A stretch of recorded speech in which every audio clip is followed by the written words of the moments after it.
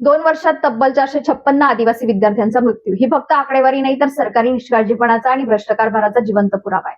धक्कादायक बाब म्हणजे खासगी आश्रमशाळांपेक्षा सरकारी आश्रमशाळांमध्ये मृत्यूचं प्रमाण कैक पटीने जास्त आहे.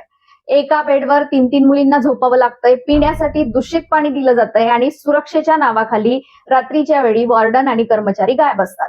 या सरकारी आश्रमशाळांमध्ये तब्बल 5% चिमुकल्यांचे बळी हे सर्पदंशांमुळे गेलेत. मुळात सुरक्षेच्या आणि स्वच्छतेच्या बोंबा टोकणाऱ्या या शाळांमध्ये साप घुसतातच कसे? कोट्यवधींचा निधी कागदावर खर्च होतोय, मग या आश्रमशाळांना तुम्ही मरण छावण्या का बनवून ठेवलाय? प्रशासनाला या निष्पाप जीवांच्या मृत्यूचं काहीच सोयरसूतक उरलेलं नाही आणि स्वतःला आदिवासींचे तारणहार म्हणवून घेणारे नेते आज कुठे गायब झालेत? आपल्याच समाजाच्या लेकरांच्या प्रेतांवरून सत्तेच्या खुर्चीकडे जाताना तुम्हाला जराही लाज वाटत नाही का?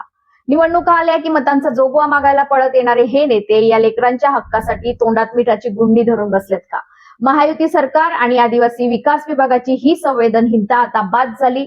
आदिवासी समाजाच्या मुलांचे बळी घेणारा हा भोंगळ कारभार अजून किती दिवस खपवून घ्यायचा? या भ्रष्ट व्यवस्थेला आणि गप्प बसलेल्या नेत्यांना आता जाब विचारण्याची वेळ आली आहे.